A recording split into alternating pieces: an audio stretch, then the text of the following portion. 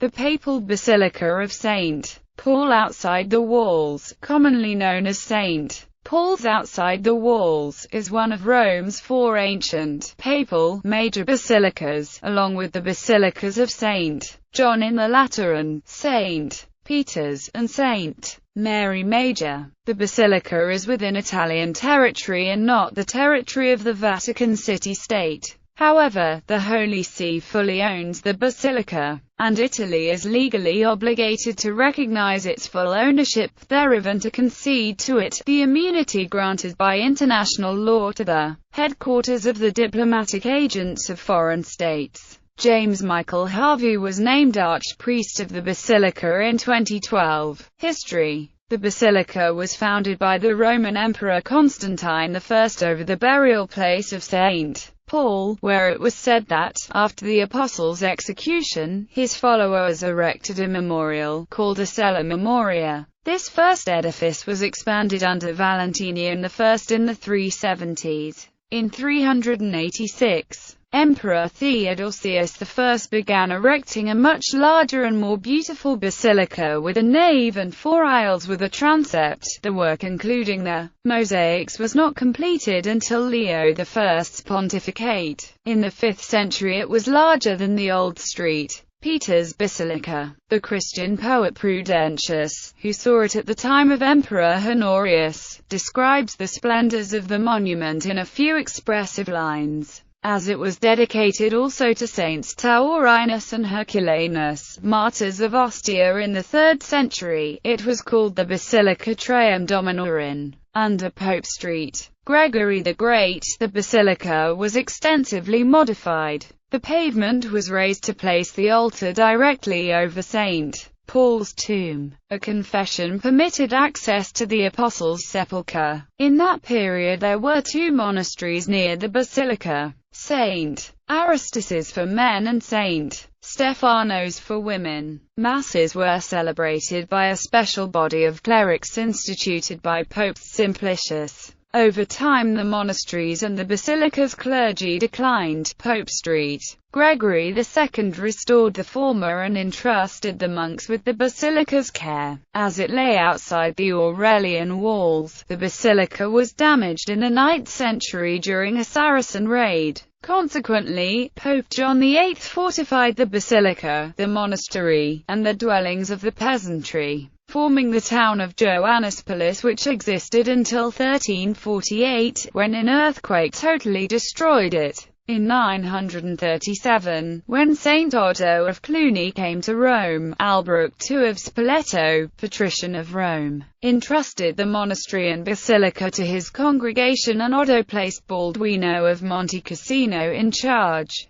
Pope Gregory VII was abbot of the monastery, and in his time Pantaleon, a rich merchant of Amalfi who lived in Constantinople, presented the bronze doors of the Basilica Major, which were executed by Constantinopolitan artists. The doors are inscribed with Pantaleon's prayer that the doors of life may be opened to him. Pope Martin V entrusted it to the monks of the Congregation of Monte Cassino. It was then made an abbey nullus. The abbot's jurisdiction extended over the districts of Civitella, San Paolo, Leprignano, and Nazano, all of which formed parishes. But the parish of San Paolo in Rome is under the jurisdiction of the cardinal vicar. The graceful cloister of the monastery was erected between 1220 and 1241. From 1215 until 1964 it was the seat of the Latin Patriarch of Alexandria. On 15 July 1823 a fire, started through the negligence of a workman who was repairing the lead of the roof, resulted in the almost total destruction of the basilica, which, alone of all the churches of Rome, had preserved its primitive character for 1435 years. It was reopened in 1840, and reconsecrated 1855 with the presence of Pope Pius IX and 50 cardinals. Completing the works of reconstruction, in charge of Luigi Poletti, took longer, however, and many countries made their contributions.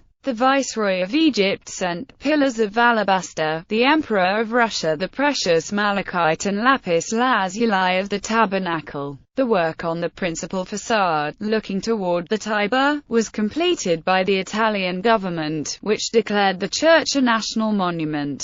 On the 23rd of April 1891, the explosion of the gunpowder magazine at Forte Portuense destroyed the stained glass windows. On the 31st of May 2005, Pope Benedict XVI ordered the Basilica to come under the control of an archpriest, and he named Archbishop Andrea Cordero Lanza di Montesmuller as its first archpriest. Architecture and interior. The covered portico that precedes the facade is a neoclassicist addition of the 19th century reconstruction. The 20th century door includes the remains of the leaves from the original portal, executed by Stauracius of Chios around 1070 in Constantinople, with scenes from the New and Old Testament. On the right is the Holy Door, which is opened only during the Jubilees. The new basilica has maintained the original structure with one nave and four aisles. It is 131.66 meters long, 65 meters wide, and 29.70 meters high, the second largest in Rome. The nave's 80 columns and its stucco-decorated ceiling are from the 19th century.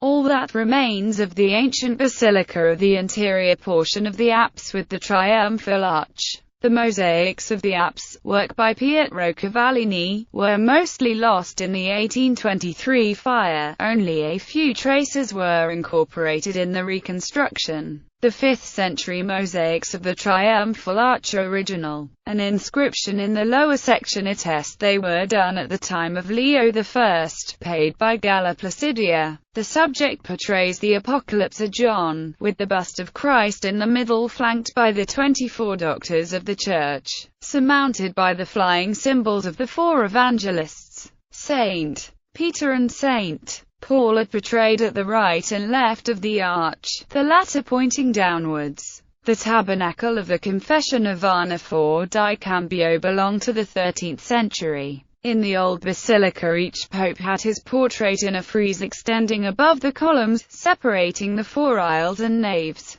A 19th century version can be seen now. The nave's interior walls were also redecorated with scenes from St. Paul's life in two mosaics. The sacristy contains a fine statue of Pope Boniface IX.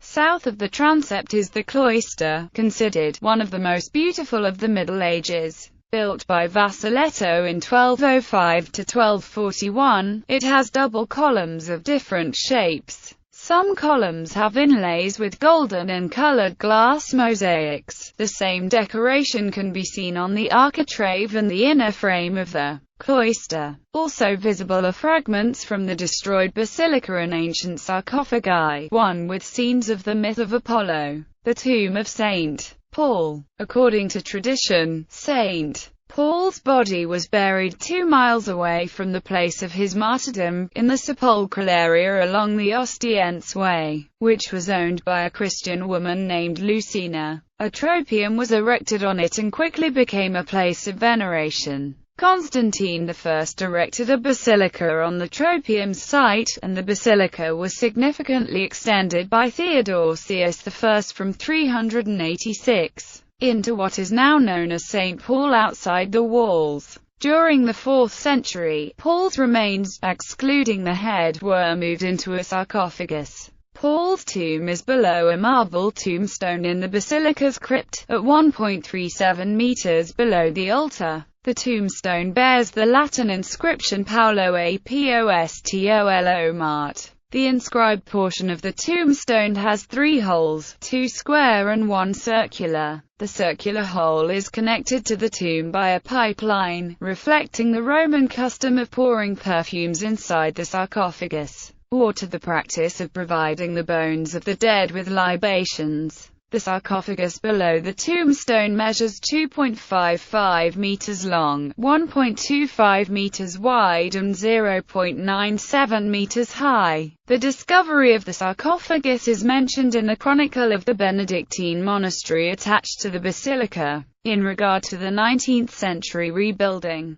Unlike other sarcophagi found at that time, this was not mentioned in the excavation papers. On 6 December 2006, it was announced that Vatican archaeologists had confirmed the presence of a white marble sarcophagus beneath the altar, perhaps containing the remains of the apostle. A press conference held on the 11th of December 2006 gave more details of the work of excavation, which lasted from 2002 to the 22nd of September 2006. And which had been initiated after pilgrims to the Basilica expressed disappointment that the Apostles' tomb could not be visited or touched during the Jubilee year of 2000. The sarcophagus was not extracted from its position, so that only one of its two narrow sides is visible. A curved line of bricks indicating the outline of the apse of the Constantinian Basilica was discovered immediately to the west of the sarcophagus, showing that the original basilica had its entrance to the east, like St. Peter's Basilica in the Vatican. The larger 386 basilica that replaced it had a via Ostiense to the east and so was extended westward, towards the river Tiber, changing the orientation diametrically. Abbots 1867 to 1895 Leopoldo Zelli Jacobizzi